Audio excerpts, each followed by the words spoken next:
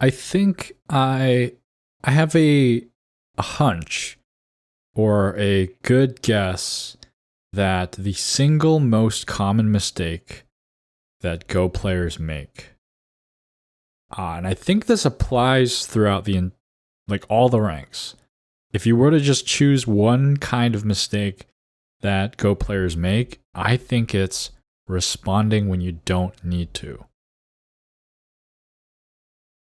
I don't know if I can support that argument or theory, but from watching games and looking at the moves that I make and things like that, just been watching things, I feel like that's the thing that always gets people is you don't need to respond here, but you for some reason feel the need to respond. And I think you can kind of sense that that's a very human experience that's common to a lot of Go players of just feeling the need to respond. When you look at AI and the way AI plays, and it just goes all over the place so often, I think that's the most common mistake. I want to hear your thoughts if you think there's another mistake out there that is the most common, but I feel like that's just it. Like, just tanuki when you can. Obviously, it's catastrophic if you don't respond when you do need to. So that's the worry, because we know that sometimes there are these situations where if you don't respond, it can be just really terrible for you. So we respond just in case. And then we end up doing that more often than we should. And that's what leads to our game being not as strong as it could be. Just a thought that I had. You're listening to Start Point, the show about Go for Go fans away from the blah, blah, blah, blah. And today we're talking about developing your Go-cabulary. Yes, this is a concept that I'd like to introduce because I've been thinking about our skill level in the game and why we're strong. And I think that developing your Go-cabulary, as I will explain, is really, really important. And it's also important to understand that this is happening as you learn. But to extrapolate, Go is a language, right? We always talk about Go being a language. And what is a language but a bunch of words that mean things, right? So you can't just call Go a language and then not really understand what the words might mean. Let me start off the explanation with an analogy. The very, very common analogy that Go players use to describe the game is two generals with two armies, or even just the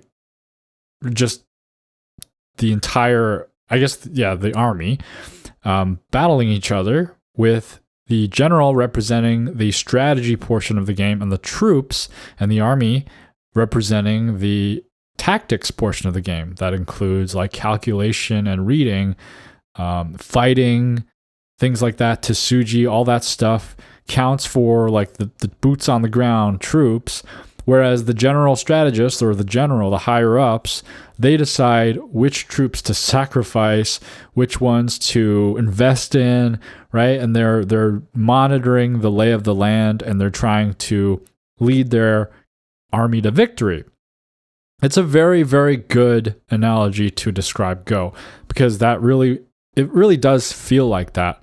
And this analogy, I think, kind of works through multiple levels, like the fact that you really need to have good tactics or calculation and reading in order to win a game. And that just kind of like that works with the analogy, because if you have an army that is just, full of like resources, it has the top end like equipment and has like scorpions, the scorpion tanks, and just the premium assault rifles. And then you have another army with they have like sticks and stones and like basic hunter-gatherer weapons like spears and things like that. It's like you bring the best general to that army, and then you take the, pretty lousy general and assign him to the souped up weapon army. I mean, like, you're going to have a pretty legendary general to overcome that difference. The troops will just kind of do what they will and defeat the other army without too much strategy, just brute force. And that's what happens in a lot of games in the beginning levels, because a lot of people develop their brute force and they don't have a good sense of strategy, especially the self-taught ones. And because of that, they're able to just steamroll their opponent, even though their opponent's making the best opening moves. They're like, yes, this group looks weak, so I'm going to lean over here. And it's like, maybe that's a valid strategy, but if you don't have the troops, if you don't have the tactics and calculation, you're still going to get defeated pretty badly.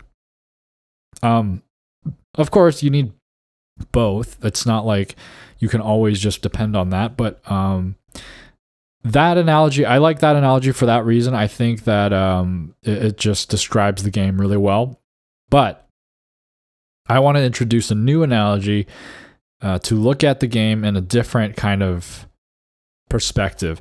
This one is very split between, like, we have this tactical side and we have this strategic side.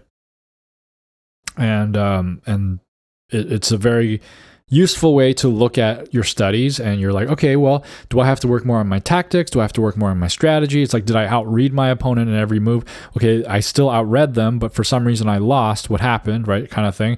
And you can kind of see, okay, then I need to work on my strategy. But another way of looking at this game might be a battle between wizards or mages. And each wizard has a book of spells in their mind, and they have a knowledge of a finite number of spells, and they cast spells at each other, reacting to different environments and different conditions. And the wizard, who has more knowledge of more spells and more effective spells for every situation, is the wizard that wins the duel.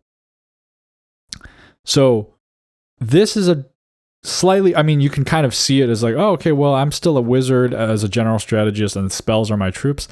Kind of.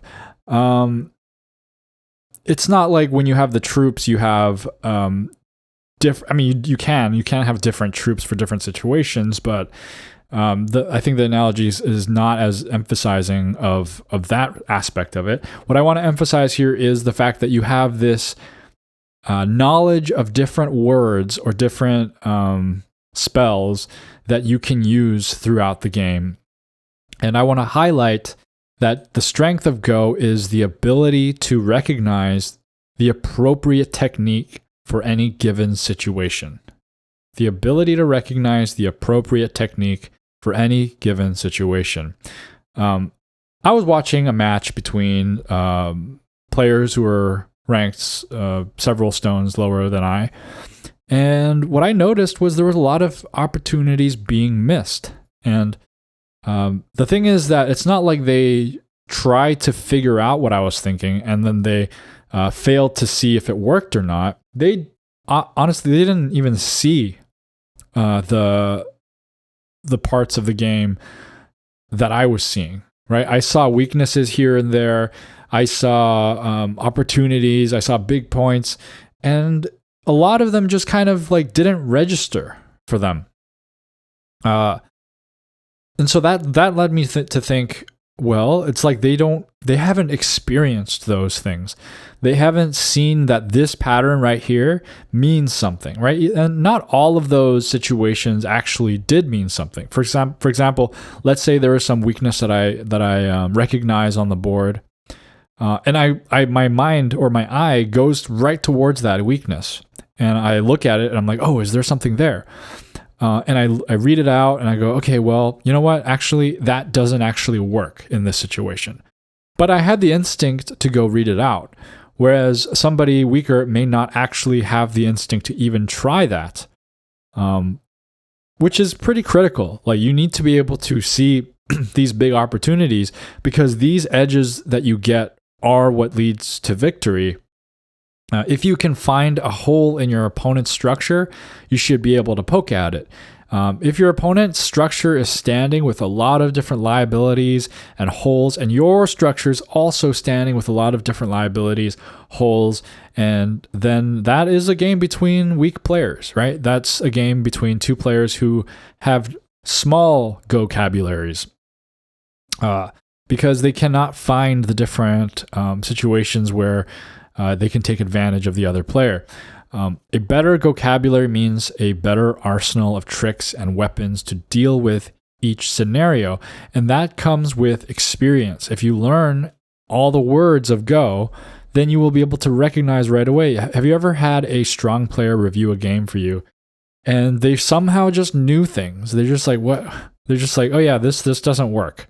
And you're like, how do you know that? It's like I wouldn't even be able to start to read that out. And it's because they've seen it many times before, and they'll talk about situations and they'll talk about it as if it's so common, like it's an everyday thing. And partly it's because they've played way more games than you. Partly it's because maybe it's an advanced technique that is common in a higher level. Or another possibility is that it is common for you, but you just don't pay attention to it, that you don't look at it and you don't explore that kind of scenario very often. If you have a higher vocabulary, you will expand your creativity. You will have more ideas from which to bounce, and it will give you this it will give you many options. It'll give you a lot of different ways of solving different problems. If you look at a connection and you want to disconnect it, you might look at it and go like, well, I could try a stone here. Well, that doesn't seem to break it. Well, I guess it can't be broken. But if you have a higher vocabulary, you're like, well, in this situation, I know that sometimes a clamp might work, so let me try that. Sometimes a wedge might work. Let me try that. Oh, I know from this one joseki that if you hane first, that can change the situation, so let me try that. So every situation has more options for you to try, and one of those options may be the one that works. And even if it isn't, the Go is a long game. That's the thing about Go. It's a very strength balancing game where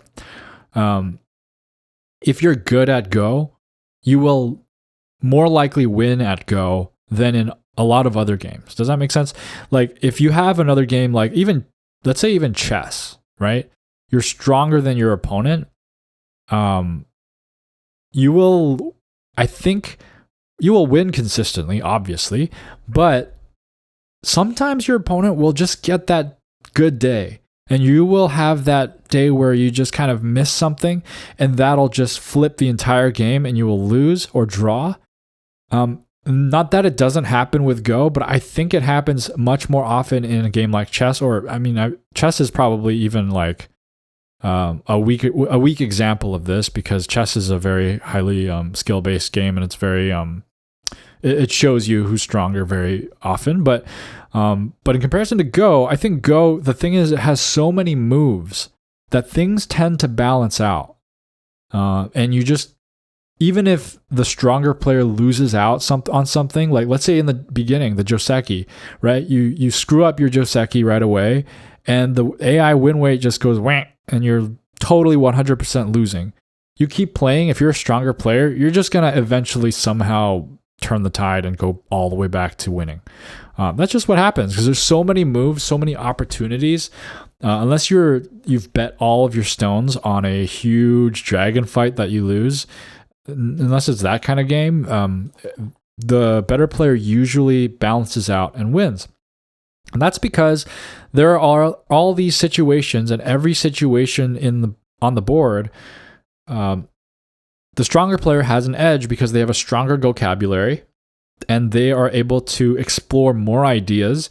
And with that, it's like you're buying lottery tickets, honestly. It's like every time you go into a little skirmish on the board, you get one raffle ticket if you're a weak player. You get 10 raffle tickets if you're a strong player. You do a little draw. Sometimes the weak player might win.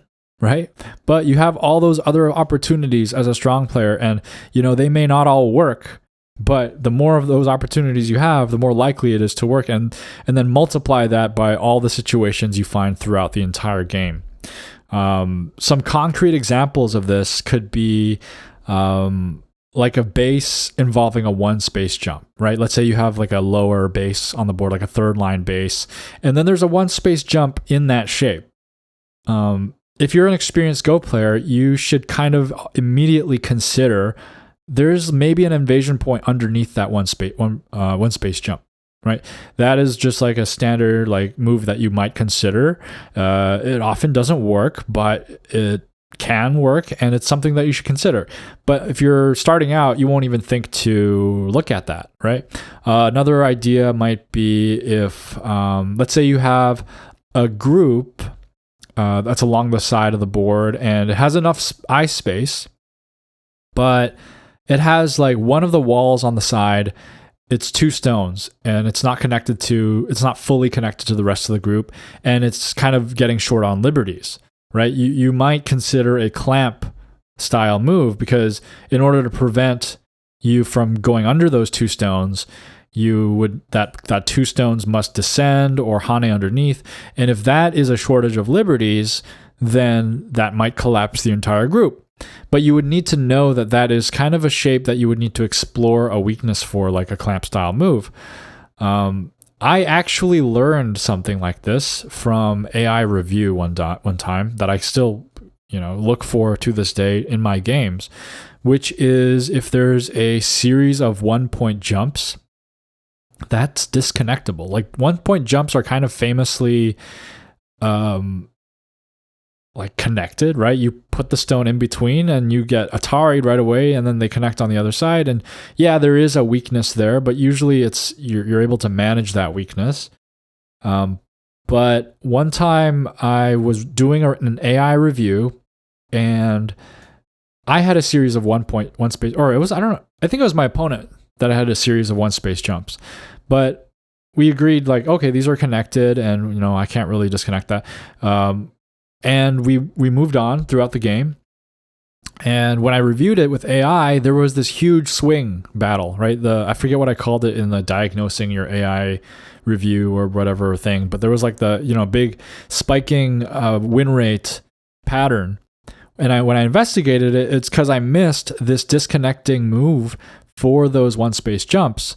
And there was a way for me to wedge in there and then disconnect the group. It's actually quite simple to read out if you know it, but I didn't think of it until I got to that point where I tried to learn that.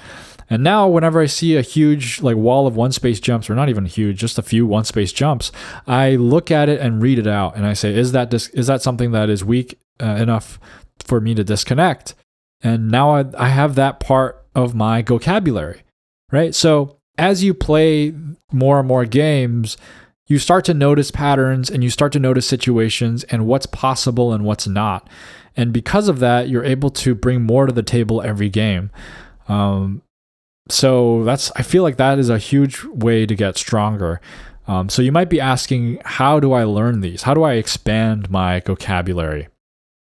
Well, I think the biggest thing here, and why you may not be expanding your vocabulary, is because you're focusing on your own moves. The thing about your own moves, it's like if you're trying to learn to talk and you're trying to develop your vocabulary, and you're just listening to your own self speak, you're only going to use the words that you've memorized, and you're not going to learn any more. You're just going to you might get very good at using the words that you do know, but you're not going to know any more words. Because the way you learn more words is by exposing yourself to more words from other people. Now, you might ask, well, how did we even start speaking in the first place then? Because the first human clearly did not know how to speak right out the gate. Well, that's a mystery. But, the theory is you look at a piece of meat and you make a noise. And then everyone is like, that's meat. And then everyone agrees that Baba Yaga is meat. Baba Yaga is a Russian folktale. I don't know why I chose that to be meat. But in any case, while we play Go, we notice these things, right? We don't have to actually go. The Go board is the teacher of the Go-cabulary, right? You just have to pay attention to the board. Things happen on the board, but don't just pay attention to your own things, because your own things are from your own initiative, and it's just kind of, it's going to be a loop. It's going to be a feedback loop. So if you pay attention to your opponent's moves, your opponent will start doing weird things that you've never seen before, and some of those things will work. And then you will have to review those things, and you'll have to think to yourself, how did that do that? Right? You'll make a group and it'll die, and your opponent will have done something to kill that group. And I think you will learn. I think the first time we get this feeling is when we get monkey jumped for the first time. When you get monkey jumped for the first time, you're like, that's cheating, right? You're like, that's not fair. That's my territory. You can't come in here. And then, you get monkey jumped another time, and you're like, wait a second, this is a thing. This is a thing where you can do this.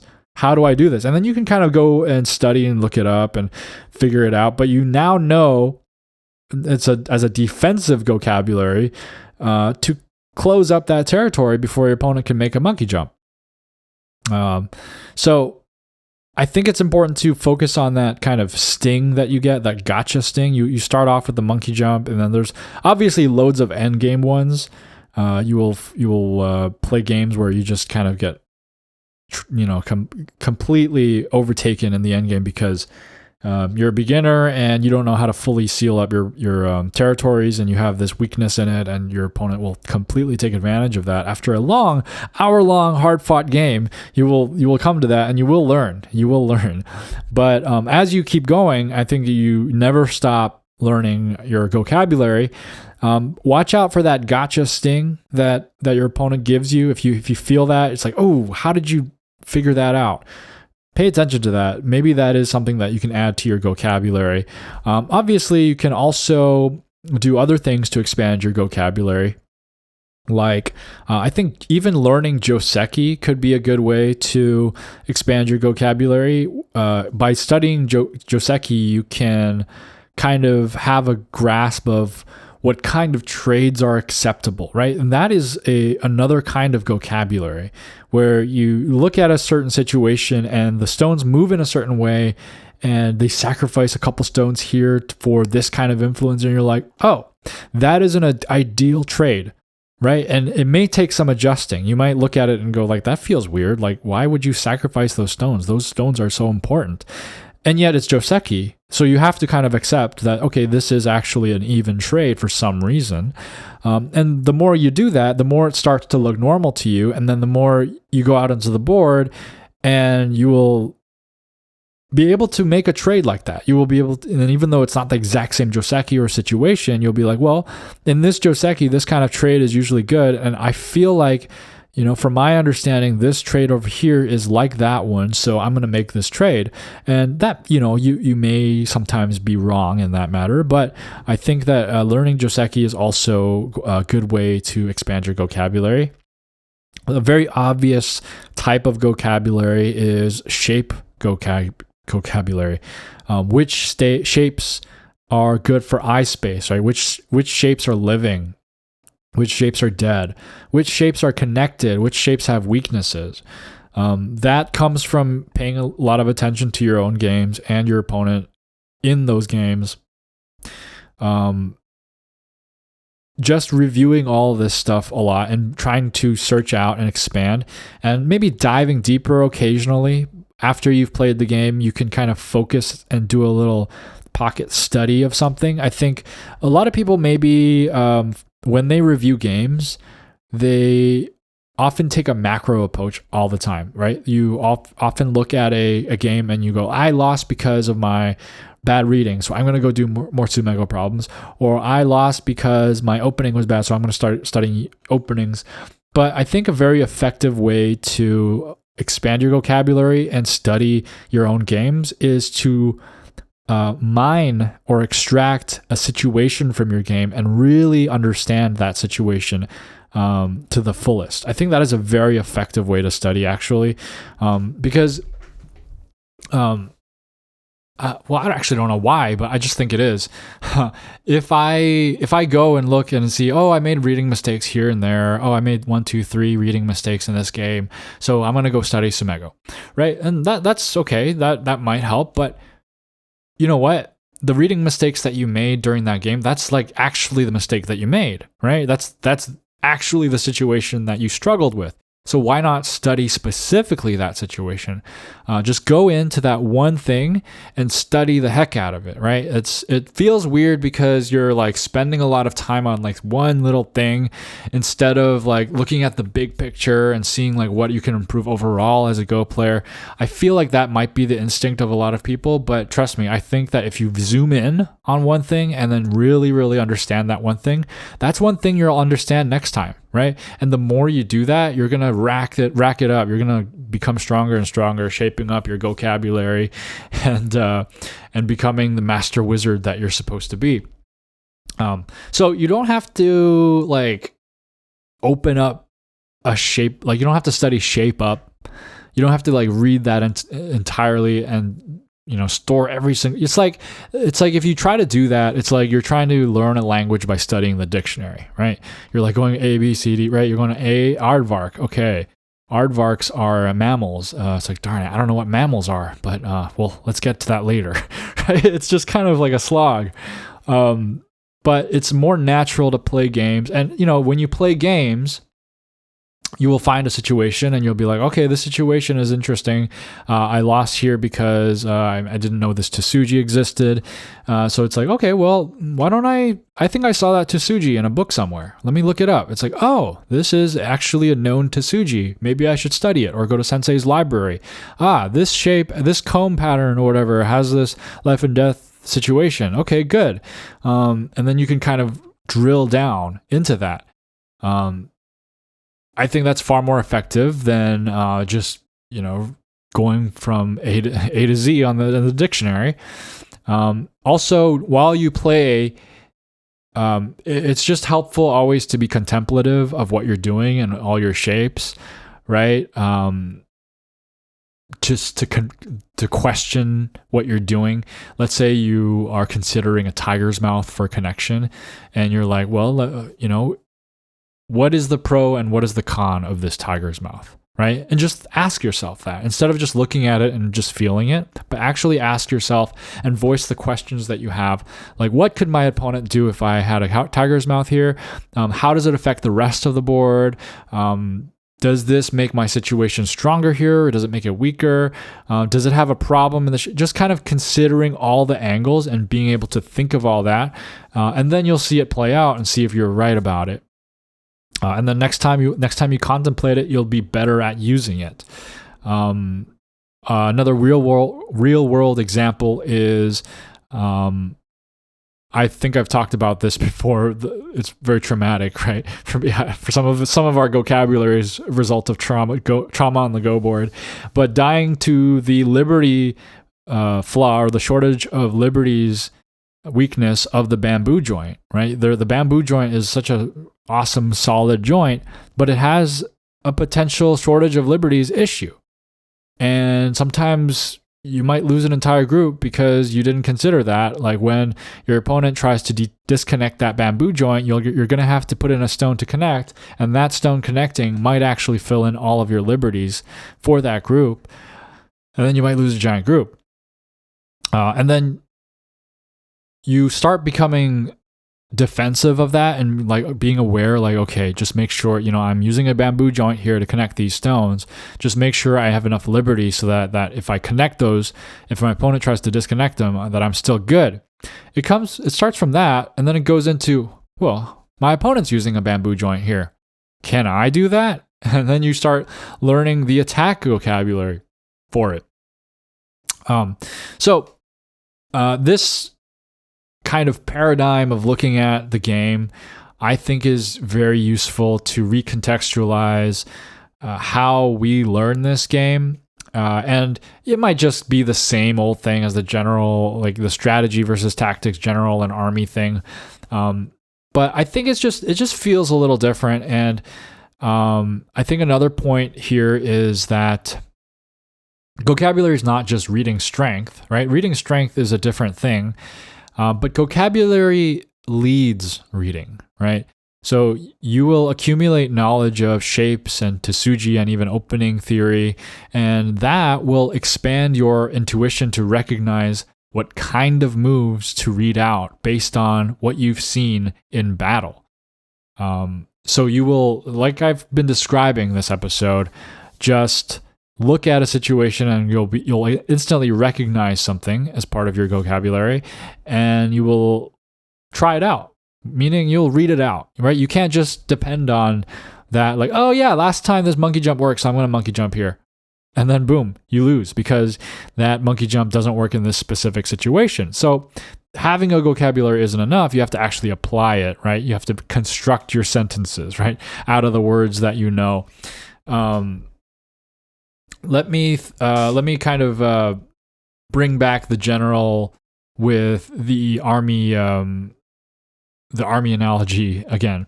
Let's say that you are a general leading an attack on an army battalion, and you know a few things, right? They are located in the west. They're within a short distance of a few towns. There are 300 of them, and they have some good anti-air units. And so, maybe an air strike isn't great, yada, yada, yada, right? A novice general might take that information and perhaps do a, standard ground attack. Maybe we'll hide, right? We'll strike them at dawn or something, right? Just basically what information they have, right? They just, it's like, I know there's 300 of them. I have about 250. It's a little bit of a hard attack, but if I catch them by surprise, maybe we'll be able to win. But a strong, experienced general might notice some movement of cargo going in and out of villages. Or maybe not cargo, but maybe just a few men from the army going in and out of villages, and your ears perk up, and you're like, what's going on over there?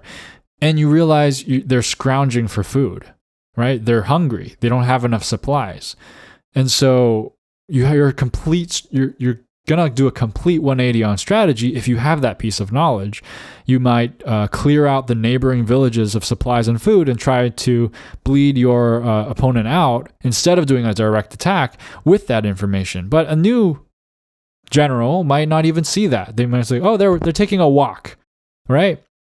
They're just taking a little stroll into the surrounding villages.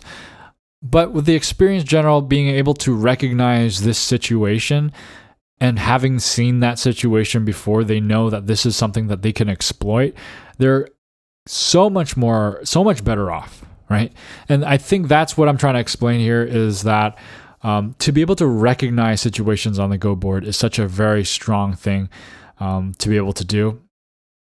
It comes to like just a simple diagonal connection, right? Can signal something in a situation on the board. And if you're not looking for that, you're just going to kind of pass it by and you're going to do your regular reading that you do. But if you're trained and you're seasoned, you see that diagonal connection in the situation and you're like, well, actually in this situation, I know sometimes there's a weakness. And so you can read it out and then you will maybe easily kill that group instead of brute forcing hundreds of different other possibilities or just missing it entirely.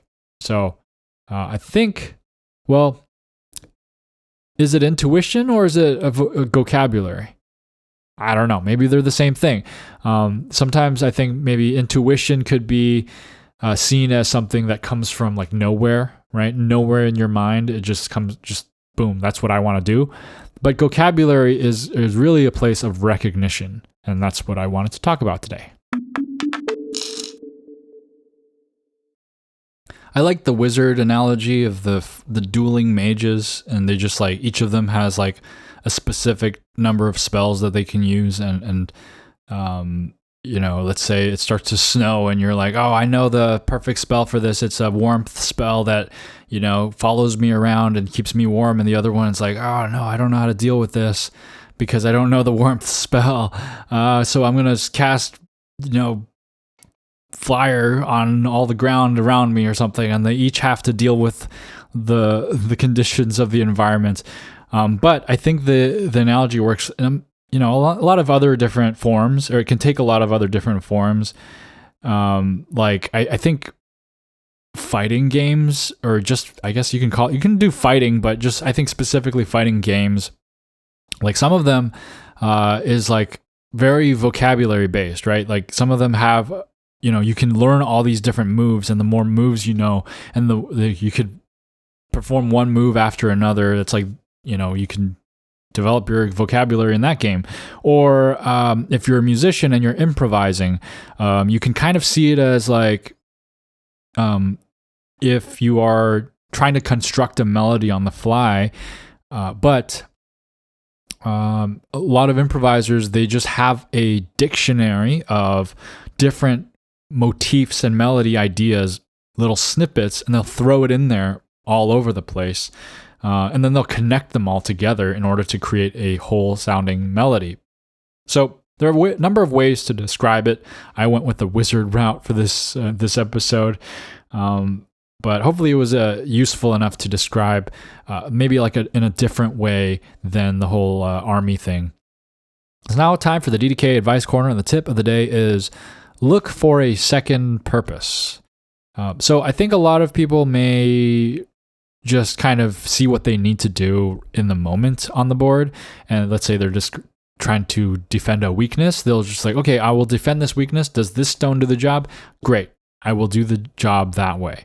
But before you put that stone down, you should maybe look for a second purpose and say, well, okay, this stone may defend this weakness here, which I really need to do right now, but can I also do something else that I want to do on the board? Can I maybe exert influence on this side? Can I maybe pressure my opponent's stones on this other side? Is there a move that does more than it is asked to do? And if I'm like trying to escape, right? Can I escape but also put pressure on my opponent? Can I escape but also make territory? That is a very fundamental Go skill. So whenever you're making a move and you know what that purpose is, try to look for a second purpose. Now, obviously, don't do something that'll make the first purpose like not work, right? If you're looking at a move that fixes a weakness and you're like, oh, well, this one fixes weakness, but this one also creates a bigger moyo for me, I'm going to do that move. And then if that weakness wasn't fixed and you didn't fully read that out, then don't do that. But look for a second purpose. Like, you're trying to do as many things at once with the Go stone as possible. And that is a huge thing in the spirit of how to play Go. And now it's time for listener mail. Tyrannoton writes, loved this week's episode, a very funny listen. The public play saga continues. I heard back from the management at the shopping center. They said no unless I have public liability insurance. So now I'm going to pay $140 for 10 million. Oh, is it like a $10 million insurance? Is it 10 million for 140? Is that real? Is that right? Cover that last 1 year. My wife is in full support. Well, it's, yeah, I mean, hopefully no one chokes on a Go stone, right? I don't know why you need public liability insurance to hold a Go club. That's ridiculous. That's crazy. But I mean, yeah, that's great that you're progressing. That is amazing. I've made contact with a laser engraving contractor to engrave Go grids onto pine sections that I will cut up. I used a Go board description I found on Sensei's library in Cursor and asked it to create SVGs. I will place the SVGs on your Discord for others to use. Wow, thank you very much. I actually have created a Go board SVG in the past because I might maybe try to share that with you, but I think you have your own already. But if you need it, let me know. I can probably dig it up. But I made one out of, it was like some MDF, right? It was like MDF 9x9. And I used Sensei's library's descriptions to measure everything out. I even made the squares longer than wide. and then I put the dots in there and everything. And then I also made the 19 by 19 version, but it has a very specific thickness for the lines and everything, and it turned out really well. But I've done that before. It's awesome that you're creating Go boards for this as well. Sounds really exciting. Sounds like you're moving very quickly, and I'm at the edge of my seat to see if you can set up at this shopping center. That's really awesome. That's a high traffic place. So hopefully nothing else gets in the way, or if it does, you're able to overcome. Thank you for the update, Tyraniton. Simon Guo XM writes, I usually explain an eye as a special chi or liberty surrounded by the same color of stones. Stones surrounding the eye is called orbit. The opponent can't play in the eye unless orbit stones are in Atari. Orbit stones. I've never heard that before. That's a useful term. It's a useful term. Definitely useful for something, for explaining like what false eyes are, maybe. I think my struggle with explaining what an eye is that you don't see them on the board. Like we rarely see eyes on the board, and you talk about them all the time. It's like, where are the eyes on the board? It's like, nope, they're not there. It's just they're potential eyes. It's like they're invisible little hearts that you see in the board. But anyway, yeah, that's a good description. Thanks for writing in, Simon. Zelstar90 writes, I'm a beginner. On the 100th episode, you threw out a term in a proverb and I didn't know what it meant. There is death in the something. Was it the joke? I made a joke about this one. But the phrase you're thinking of is there is death in the Hane. So Hane, I believe I described in the Essential to Go terms, probably not well, but just look it up, because I tried to do it verbally in the episode, but you're better off looking it up on Sensei's library. Hane, it is when your stone wraps around another stone, and the proverb means that move often leads to death.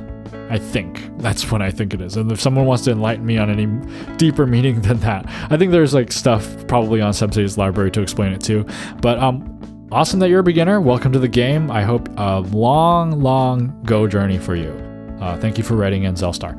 Sadaharu writes, Go has too many terminologies. I think Go has too little, especially when it comes to joseki and openings. In chess, no matter what moves you play in the opening, people will say, this is the XXX variation, or XXS gambit, or something defense, etc. But in Go, you only see people saying this variation, that joseki, without any names. Last time we still had magic sword, Kobayashi opening, and Chinese opening, etc. But those are almost forgotten. It makes me a bit sad that most of the moves played in the opening nowadays do not have names. I think we should start naming stuff in the opening, because, yeah, I feel the exact same way, right? How cool. The thing about chess players, it's the same thing about people who play competitive video games like, League of Legends or Valorant or something. They attach themselves to something in that world, right? You're like, oh, dude, it's been so long since I played League of Legends. I'm a Kog'Maw player, or I'm a Vayne player, right? Or if you're playing Valorant, you're like, I'm a Jet player, like I'm a Jet main, right? And you're just like identifying with that, right? And in chess, I think they do this too. They're like, oh, I play the Scandinavian, right? I'm someone who likes the Najdorf, right? This is something that people enjoy doing, and I feel like Go players, it would be cool to have something like that too. I really did like the forgotten openings that we used to do, like the Kobayashi. It's like, oh, I play the Kobayashi, I play the Chinese opening, right? The mini Chinese, micro Chinese, all that stuff, the high Chinese. There's so many Chinese openings. But yeah, it's like the thing is that what we don't have in the openings and those large things is that we have a higher vocabulary. We have a better way of describing things that happen on the board. Chess, they have what? They have like 4. They have a skewer, they have a pin, what else, right? They have a couple others that I'm not thinking of, but we have like bamboo joints, monkey jumps, tiger's mouths. We have Hane. I mean, Hane is not really a fun one because it's just like a Japanese term, but we have things that happen on the board that are really cool, and we have ways of describing it that are really cool compared to chess. But yes, I think that we should start making up our own opening names and popularizing them, because it would be cool to just, I don't know, it's just nice to be able to say, like, I play the Mythic Swan or something. I don't know. Anyway, thanks for writing in, as always, Sadaharu, and thank you all for writing in. The question of the week this week is, are there any specific shapes or moves that you find very important to your vocabulary? Do you have an experience that you've experienced where you learned something and you've kept that technique or tactic? I want to know, because if enough of you write in and tell me about your stuff, where your secret moves that you've played and have kept as part of your vocabulary all these years, then we can all grow together, because we can all add all these moves to our vocabulary. So please share, and if you want to share, you can comment wherever you found this episode, or email me directly at starpointpaduk@gmail.com. That's starpointbaduk@gmail.com. If you're a YouTube listener, I would greatly appreciate a like and a subscribe if you haven't already. If you're a podcast listener, reviews and ratings also help. A special thank you to James B., Brandon S., Tristan, Jeff H., Tyraniton, and Andrew P. for supporting Starpoint. Thank you guys so much. If you want to support the show in any capacity, you can go to kofi.com/starpointpaduk. That's KO-FI, or check out the Starpoint store at store.starpointpaduk.com. Come on over to the Discord. You can find the link in the description. I found a really, really funny clip on the internet the other day. Unfortunately, it got taken down, but Shinjin-saw was strapped onto the helmet of a snowboarder, just screaming, yelling for help, going down the mountain because, well, the snowboarder said, well, he's a GoPro, isn't he? Thanks for listening. Keep playing Go.